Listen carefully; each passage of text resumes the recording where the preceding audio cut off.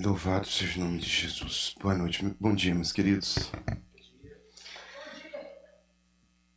Hoje nós nos reunimos neste momento para celebrarmos, cultuarmos e adorarmos ao Senhor e também para realizarmos a ceia do Senhor, né? Hoje falaremos sobre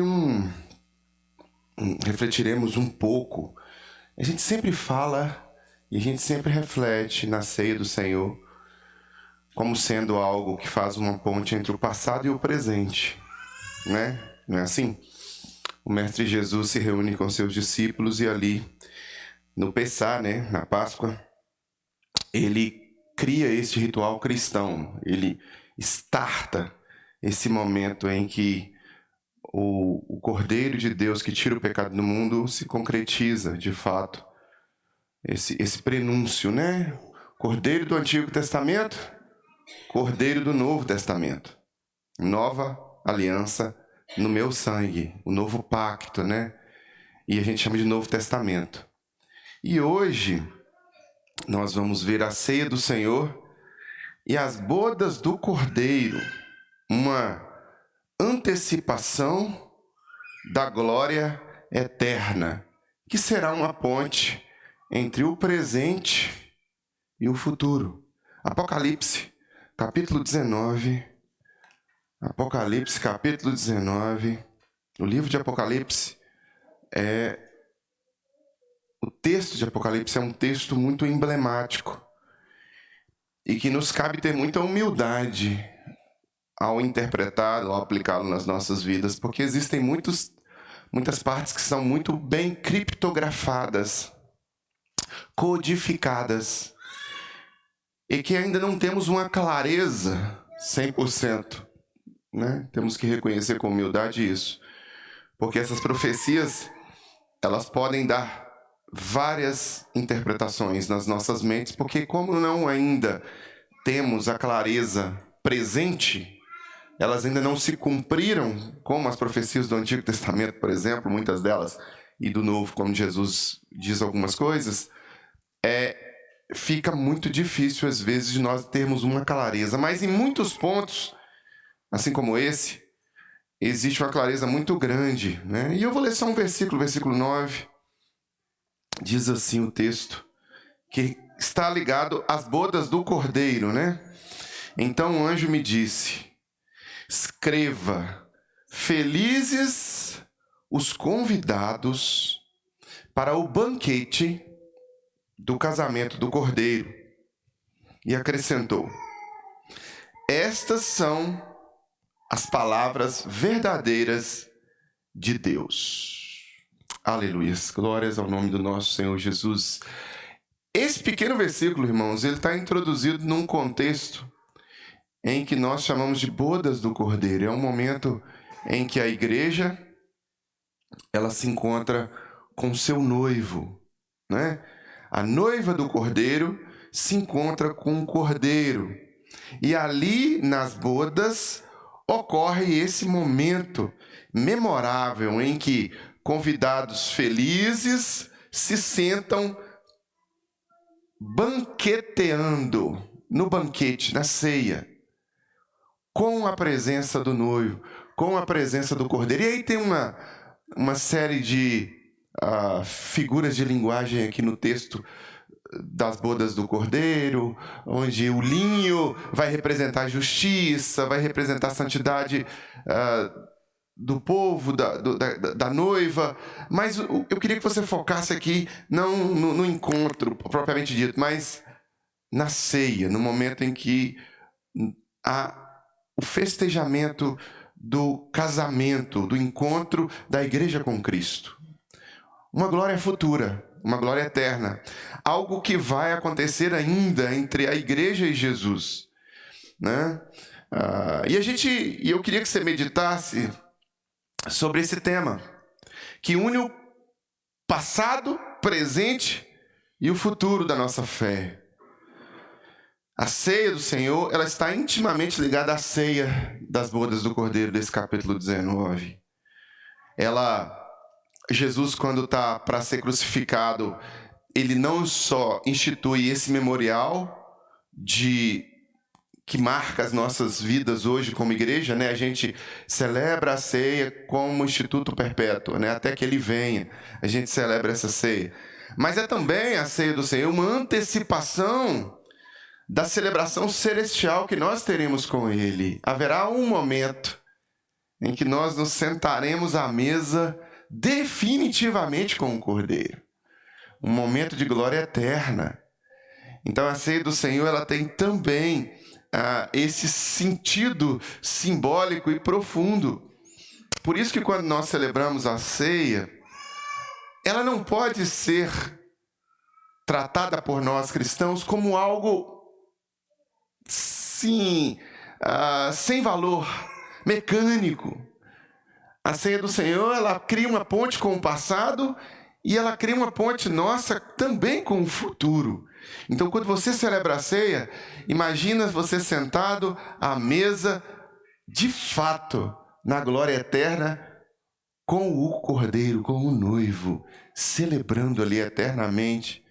A gente não sabe ao certo, irmãos, como será isso. Nós não temos como imaginar o que é uma vida eterna sem preocupação, sofrimento, ansiedade, depressão, traições, medos, doenças, tribulações das mais diversas. A gente não tem noção, porque a gente vive nesse mundo, e nesse mundo que a gente vive tem tudo isso. Imagina só você ter que tentar raciocinar uma vida sem o sofrimento, sem a preocupação, né? Por isso que o apóstolo Paulo vai falar: nem olhos viram, nem ouvidos ouviram, nem jamais penetrou em coração humano o que Deus tem preparado. Então nós não temos a noção correta do que será o céu. Nós não temos a noção correta do que será a glória eterna. Nós imaginamos que será supimpa, muito bom, melhor experiência das nossas existências. Vai ser a partir dali. A ausência total de coisas ruins, só coisas boas potencializadas assim. A 10ª, 20ª, milésima, sei lá, bilionésima potência. Então a gente não consegue imaginar, a gente não consegue pensar. Mas esse momento chegará em que você será convocado por Deus para estar diante do Cordeiro, para estar ali, desfrutando de tudo isso. Olha, a gente não sabe, por exemplo, vou tentar fazer uma ilustração para a gente tentar contextualizar isso. A gente não sabe o que é uma determinada cultura até nós nos depararmos com aquela cultura. A gente não sabe o que é um país. Por exemplo, um país. Você vive no Brasil. Então, você vai ter uma noçãozinha, por exemplo, do que acontece em Guiné-Bissau, em Angola. Você vai ter uma noçãozinha do que acontece em Dubai. Mas você não sabe de fato como é experimentar a culinária, o estilo de vida, a estrutura cultural, a língua. Você não sabe como é que vai funcionar aquilo ali. Você tem uma noção do que você vê na internet, na televisão, etc. Mas quando você está no lugar, você fala assim: é isso aqui? Você se surpreende, você se choca. Há um choque cultural, porque por mais que você tente imaginar como é aquela cultura, você só vai saber passando um tempo ali. E aí você muda o seu pensamento, quebra alguns preconceitos, muda algumas situações, gosta mais do que imaginou que gostaria, ou então se surpreende negativamente mais do que se imaginou que surpreenderia. Então, assim é também. Eu vi um cara falando uma vez, num seriado, muitos anos atrás, The Osbournes. Ele estava falando sobre o Brasil. É um dos amigos do filho do Ozzy Osbourne. E aí ele tá lá conversando com um amigo dele, ele fala assim: cara, lá no Brasil, eu ouvi que tem uns macacos que andam na rua e saem fogo dos olhos deles, assim, e tal, é um negócio muito... Olha pra você ver, nós brasileiros imaginamos que isso é uma loucura, um devaneio de um adolescente que não sabe nada a respeito do Brasil. E, de fato, a maioria dos americanos, se você perguntar para eles qual que é a capital do Brasil, eles vão dizer Buenos Aires, né? Não tem noção do que é o Brasil. Assim como não temos noção do que é quando a gente não participa daquela cultura. Meus irmãos, o céu vai ser a mesma coisa. você não tem noção. Você só vai ter noção mesmo e se apropriar na hora que você estiver desfrutando daquilo. Na hora que você estiver experimentando. Então é uma coisa muito boa. Mas Deus traz-nos a ceia do Senhor como um memorial e esperança. Memorial e esperança. Quando Jesus instituiu a ceia do Senhor, ele o fez com um propósito duplo. Primeiramente, como um memorial do seu sacrifício na cruz, e Jesus vai dizer, fazer isso em memória de mim, né? Lá em Lucas, retratando ali aquele momento, fazer isso em memória de mim. Paulo depois repete e fala, o que recebi do Senhor, também vos entreguei, né? Fazendo em memória dele.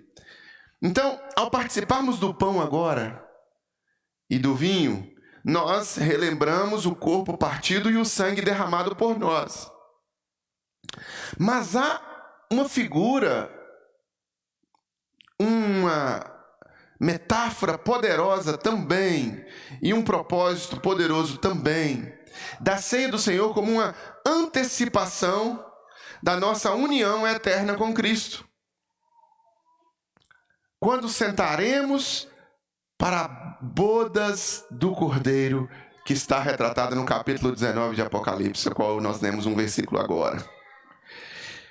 Meus irmãos, as ceias das bodas do Cordeiro, esse evento glorioso que ocorrerá no final dos tempos, este banquete, simboliza uma união final e eterna entre Cristo e sua igreja. E o texto vai dizer que os felizes, né, a expressão que o texto usa, felizes convidados, né? Os felizes convidados mencionados nesse versículo, são aqueles que têm fé e que pela fé aceitaram a Jesus como Salvador e Senhor e foram redimidos pelo seu sangue. E esses felizes convidados sentam ali nas ceias das bodas do Cordeiro.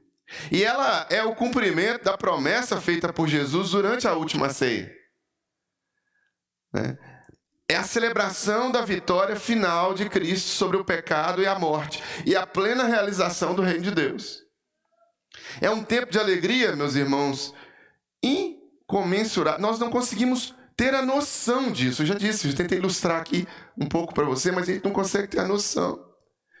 É quando nós estaremos em perfeita comunhão com o nosso Salvador, com o nosso Senhor. Não haverá barreiras, não haverá limites mentais, não haverá consequência do que nós em teologia chamamos de pecado noético. Nous, né? Mente. Então hoje nós vivemos com a nossa mente limitada por causa do pecado e da consequência dele. Então, às vezes interpretamos as coisas erradas, não entendemos com plenitude todas as questões e tudo. Nós não conseguimos ter essa união com Cristo por causa da corruptibilidade do pecado. Nessas bodas finais, e a nossa esperança reside nisso, né? Ela é memorial em lembrança do futuro e ela é esperança em apontar para o futuro, lembrança do passado, e ela é esperança em apontar para o futuro. Nós seremos incorruptíveis. Não haverá consequência mais desse pecado noético ou de qualquer outra consequência do pecado sobre nós. Então nós teremos a totalidade da clareza e da comunhão com Cristo. Olha, a gente não consegue captar, e a gente capta algumas coisas, por exemplo, quando você vê filmes da Marvel, como é que é o nome da outra? DC? Da DC, quando você vê os X-Men, né? Homem-Aranha, né? Que eles têm os sentidos potencializados, né? E aí o Super-Homem consegue voar, né? O Homem-Aranha consegue ter um sentido aranha, que ele prevê coisas, anda nas paredes, né? Você tem o Wolverine, que tem uma capacidade de regeneração que nós não temos, né? Se você tem uma ferida, estou com uma ferida no dedo aqui, você tem uma ferida no dedo, essa ferida demora a curar, o do Wolverine não, é rapidinho, né? Você vai vendo esses superpoderes. Imagina um paralelo disso, meus irmãos. nós não teremos limitação mais. Será clareza total e comunhão total com Cristo. Então, quando nós nos assentamos agora, nesta ceia do Senhor que celebraremos de forma memorial, pelo sacrifício de Jesus na cruz por nós, traga ao seu coração também a esperança. Traga esta esperança de que um dia este texto, esse versículo que nós fizemos, se concretizará na sua vida. Quando você estiver feliz, sentado à mesa com o Cordeiro na glória celestial. É assim que nós devemos celebrar a ceia do Senhor, com esse espírito de gratidão, com esse espírito de gratidão pelo passado, com esse espírito de gratidão pelo presente e também com o espírito de gratidão pela esperança de um dia realizarmos em nós mesmos esta profecia se cumprir. Então aqui nós observamos a união das duas ceias, ou a unidade dessas duas ceias. Elas estão unidas também. Assim como a ceia, ou o Pessá, a Páscoa, se concretiza claramente no Cordeiro de Deus que tira o pecado no mundo, aqui, o Cordeiro de Deus que tira o pecado no mundo, celebrado por nós no Pacto da Nova Aliança, aponta para a ceia que estaremos celebrando na presença do Cordeiro. Então há uma unidade nestas ceias. Há uma unidade nesses banquetes. E é assim que nós devemos celebrar, como se de fato já estivéssemos o realizando. Com gratidão, com convicção, com fé. Então a gente pode ver e ter a clareza da unidade e da continuidade entre a ceia do Senhor e a ceia das bodas do Cordeiro. Ambas elas são centradas em Cristo e no seu sacrifício redentor. A primeira ceia vai nos lembrar da obra consumada de Cristo na cruz, enquanto a segunda nos aponta para a consumação desta obra eterna. Olha só que beleza, olha que maravilha, como que as coisas se encaixam, e como que é perfeita a Escritura, e como que é perfeita as promessas do nosso Deus para a nossa vida. A ceia do Senhor é um ato de adoração, gratidão e esperança. É um lembrete contínuo de que nós estamos num caminho de um destino glorioso, onde nos encontraremos com o nosso Senhor face a face e nos assentaremos à mesa com Ele e eternamente desfrutaremos daquilo que nem olhos viram, nem ouvidos ouviram, nem jamais penetrou em coração humano. Meus irmãos, cada vez que nós participamos da ceia do Senhor, nós declaramos a morte do Senhor, a ressurreição do Senhor, até que Ele venha. O apóstolo Paulo orienta, até que Ele venha, O apóstolo Paulo vai dizer isso em 1 Coríntios, que a gente faz isso quando a gente celebra a ceia do Senhor. Nós reafirmamos a nossa esperança também na segunda vinda de Cristo e a nossa participação no banquete celestial retratado por João na ilha de Patmos, em que nós conhecemos como texto de Apocalipse. Então aqui há uma unidade entre a ceia que nós celebramos memorial, apontando para o passado, e a ceia que podemos também ter no coração esta gratidão, apontando para a futura ceia com Cristo. Mas aqui tem uma má notícia. Nem todos participam da ceia hoje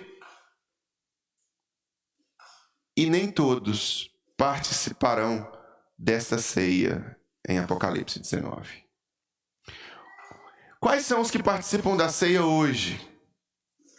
Os que participam da ceia hoje são aqueles que têm convicção no seu coração de salvação em Cristo Jesus. Se entregaram a Jesus e são servos de Jesus. E ser servo de Jesus não é colocar ser servo de Jesus num documento, numa carteirinha de membro. Ser servo de Jesus não é colocar ser servo de Jesus numa bio de Facebook, de Instagram, de Twitter. Ser servo de Jesus é seguir os passos de Jesus, é se entregar a Jesus de verdade. É baixar a guarda e deixar que Jesus guie a partir dali. Então, entender que Jesus é o Senhor e Salvador, legal. Entender que Jesus nos salva, legal. Mas se não há aplicação prática e entrega, você, de fato, não participa da ceia hoje. Porque para participar da ceia hoje, é preciso uma entrega a Jesus. É preciso confessar a Jesus como Senhor e Salvador na sua própria vida de forma individual. E aí é preciso que você dê o testemunho público disso. Qual que é o testemunho público daquele que se entregou a Jesus? É publicar um texto no Facebook: hoje eu me entreguei a Jesus. Não, isso é bacana, é legal, porque testemunha, é um testemunho público. Né? Eu fiz isso essa semana.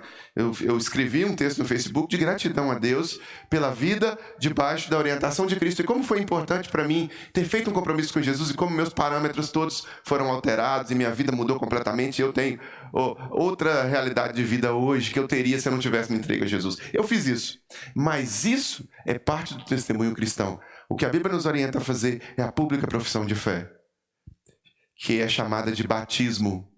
Então, quando eu me batizo, eu me voluntario para que a igreja realize esse ato, aí sim eu vou para o segundo ato, que é a ceia do Senhor. E aí eu participo da ceia do Senhor. Percebem? Existem critérios. Assim como também existem critérios para a participação na segunda ceia.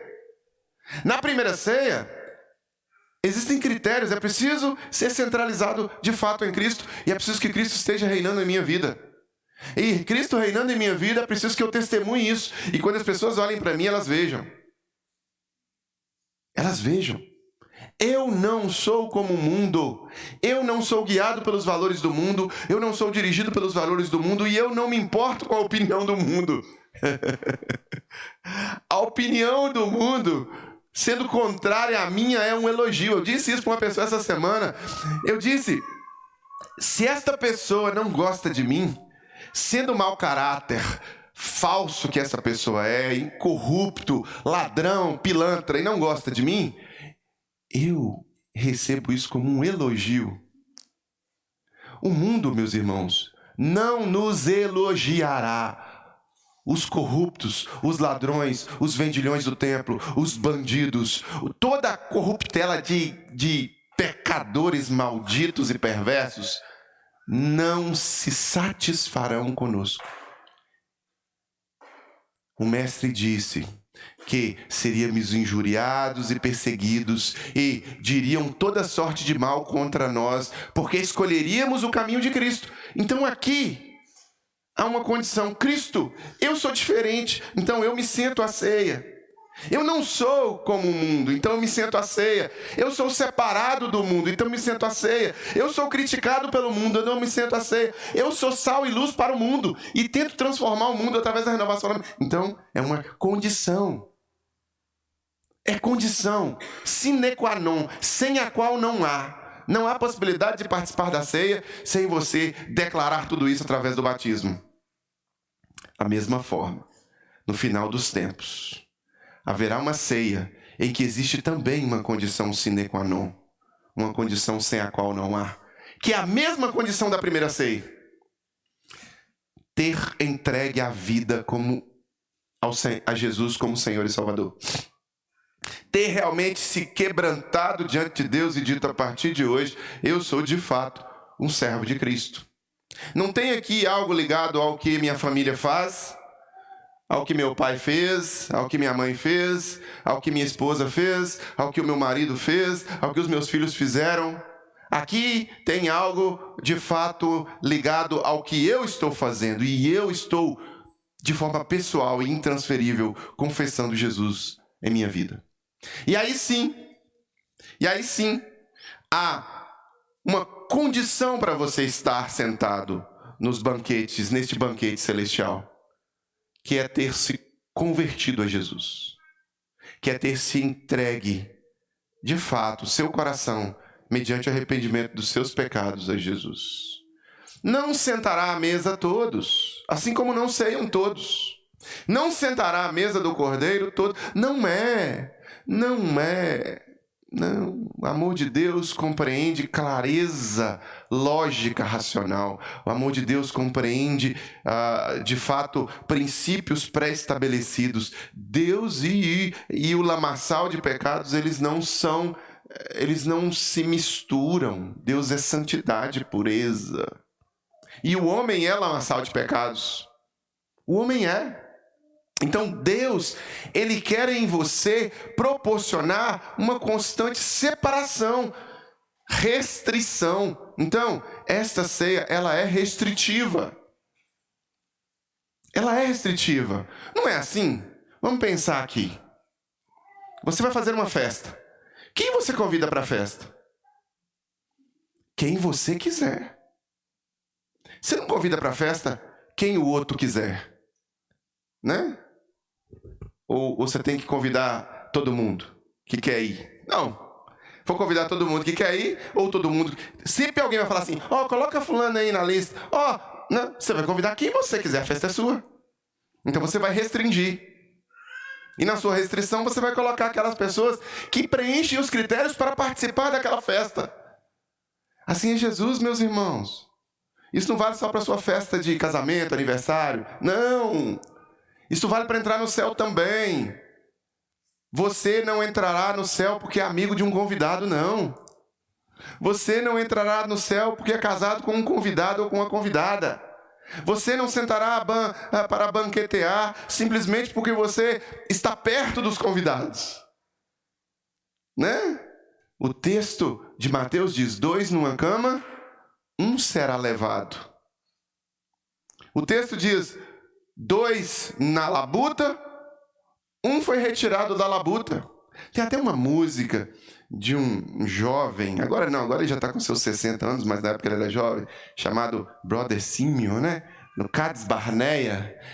2 numa cama, 1 será levado, no céu haverá aviões desgovernados, na terra grande confusão, o que será que a todos engoliu? O padeiro sumiu, a secretária sumiu, a ascensorista sumiu. E vai citando as profissões das pessoas sumindo, né? E vai contando essa história de retratada em Apocalipse. E assim vai ser. Do nada, o filho vai acordar e vai falar, cadê meu pai? Cadê minha mãe? E vai ficar. Não haverá mais perdão, ingressos extras. Não haverá sessão extra para esse momento. É por isso que o aviso está sendo assim, parcimonioso, calmo. Por isso que está demorando tanto, para que haja clareza e não haja desculpas. Para que ninguém diga assim, eu achei que ia ter uma sessão extra, perdi o banquete. Não, não haverá. Todo mundo, em cada ponto deste planeta, terá clareza de que é preciso fazer um compromisso com Jesus. Para esta vida, para esta ceia, mas também para a ceia celestial, para este banquete retratado em Apocalipse. Então eu quero deixar, antes de nós orarmos e finalizarmos, eu quero deixar para você um desafio pessoal. Tenha convicção no seu coração e certeza no seu coração de que você está apto a participar desta ceia que faremos daqui a pouco.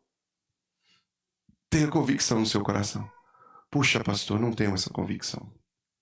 Eu não fiz um compromisso com Jesus. Eu não tenho coragem de encarar a sociedade, porque eu tenho que prestar relatório para as sociedades.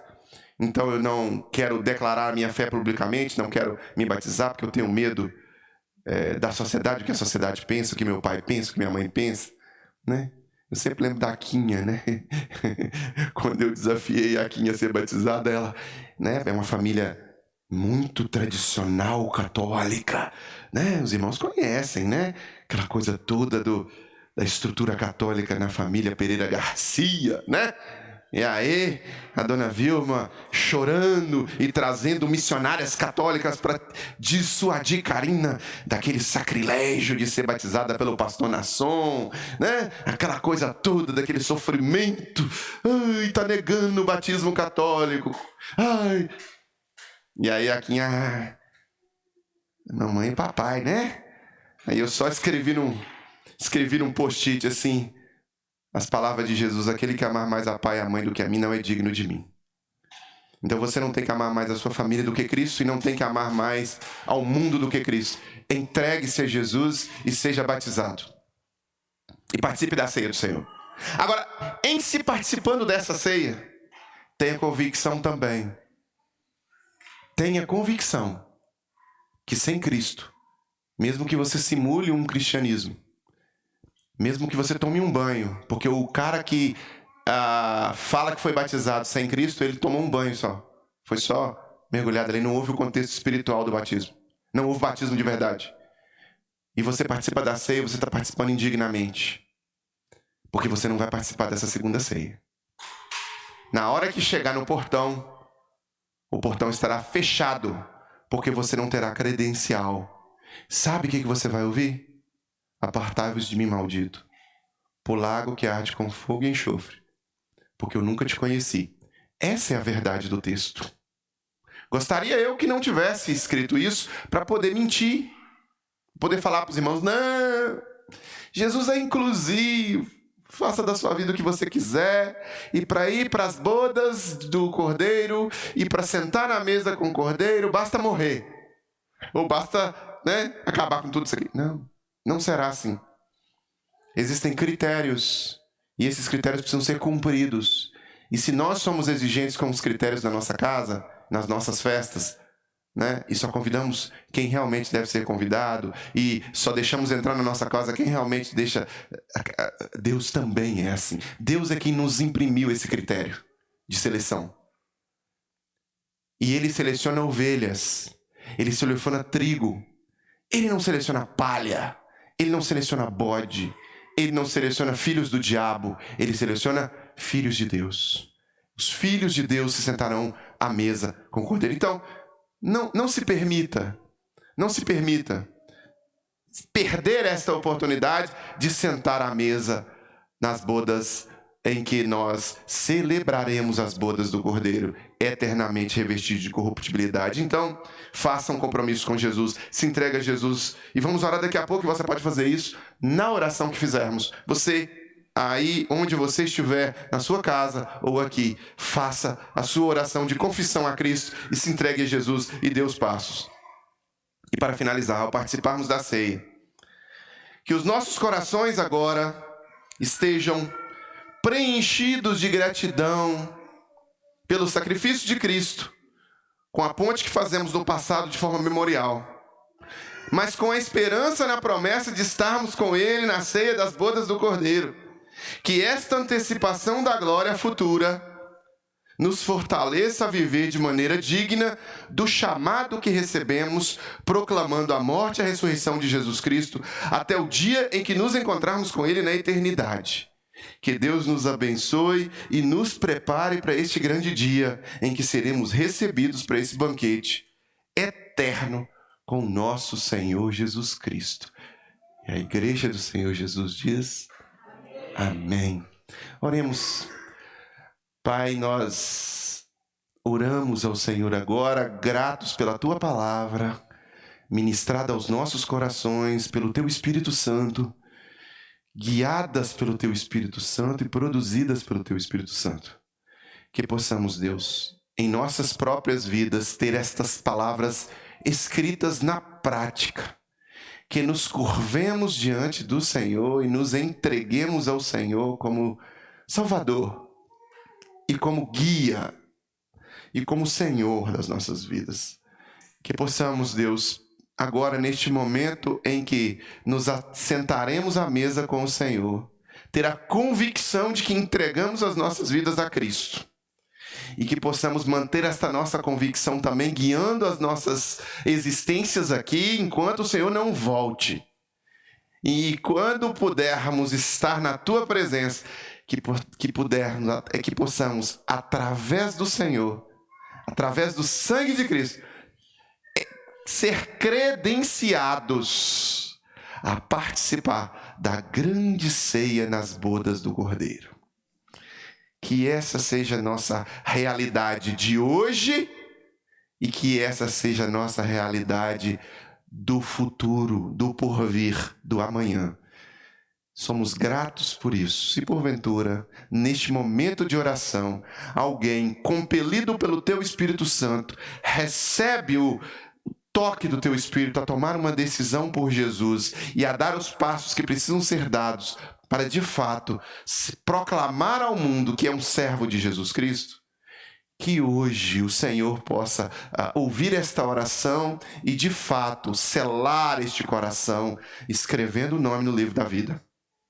E que também todos aqueles que ouvem esta reflexão hoje, e mesmo que ainda tenham passado por rituais evangélicos, não tenham a convicção de que ter o senhorio de Cristo em suas vidas, que hoje este quebrantamento possa acontecer e que hoje essa pessoa se entregue ao Senhor. E aí, Deus, esta credencial para sentar às ceias das bodas do Cordeiro possa ser impressa neste coração, possa ser selado este coração. Em nome de Jesus, que nós oramos e agradecemos. Amém. Amém. Amém, meus queridos. Agora passaremos ao momento em que os elementos serão distribuídos. Nós vamos cantar uma música. Enquanto cantamos, o pão e o vinho serão distribuídos. Você que já preenche os requisitos é convidado a estar conosco neste momento de ceia do Senhor. Então, se você já se entregou a Jesus como Senhor, se você já foi batizado biblicamente por imersão, você é convidado. E se você está em plena comunhão com sua igreja e plena comunhão com Deus, você é convidado a estar conosco nesse momento. Se você ainda não o fez agora, neste momento, está na hora de marcar o seu batismo, está na hora de você dar o segundo passo importante na sua vida. Passemos ao momento de ceia do Senhor.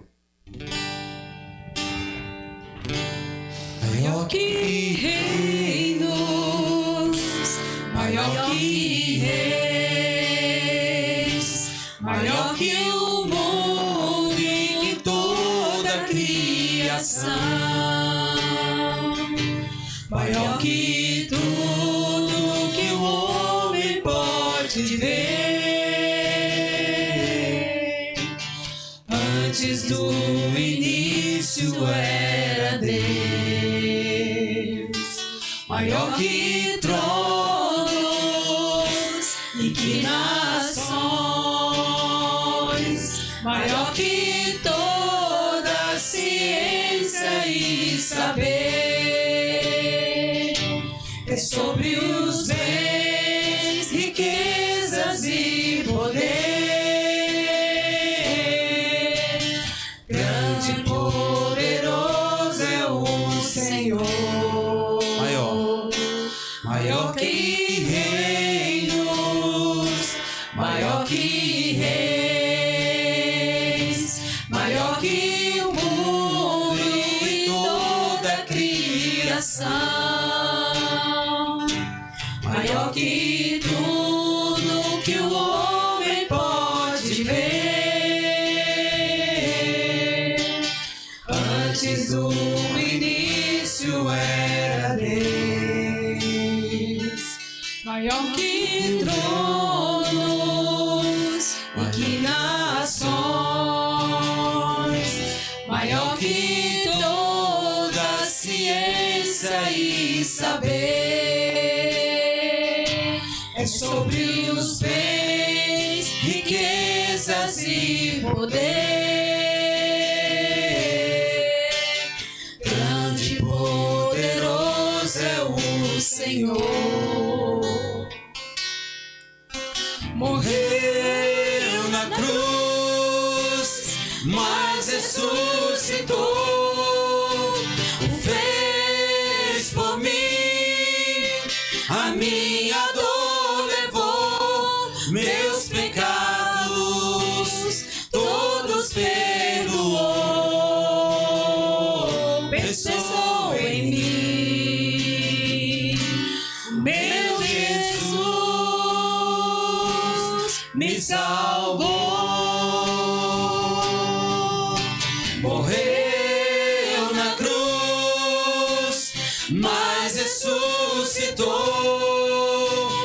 fez por mim, a minha dor levou, meus pecados todos perdoou. Pensou em mim,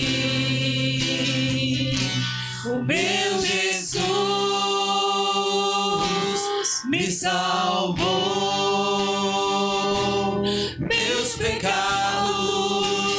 todos perdoou,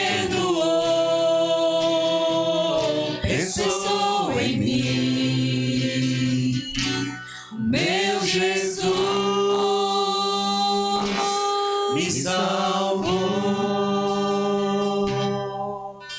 O apóstolo Paulo vai dizer aos Coríntios: porque eu recebi do Senhor o que também lhes entreguei, que o Senhor Jesus, na noite em que foi traído, pegou o pão e, tendo dado graças, partiu e disse: isto é o meu corpo que é dado em favor de vocês. Façam isso em memória de mim. Cristo entregou o pão, simbolizando o seu corpo, simbolizando o sacrifício que foi imposto no nosso lugar, no seu lugar.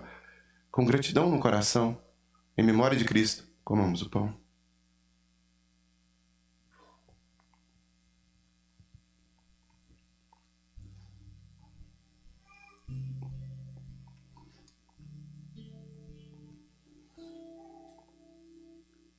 Do mesmo modo, depois da ceia, pegou também o cálice, dizendo: este cálice é a nova aliança no meu sangue.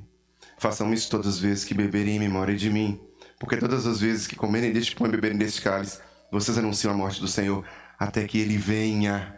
Irmãos, até que Cristo venha, reprisemos esse memorial, que é bebermos o cálice do sangue da nova aliança, o sangue que foi derramado na cruz para perdão dos nossos pecados, dos seus pecados, e o cálice que nos garante que na glória eterna a primeira coisa que acontecerá conosco é sentarmos à mesa com o Senhor nas bodas do Cordeiro. Que isso possa ser a nossa realidade, a nossa fé e a nossa prática. Bebamos o cálice.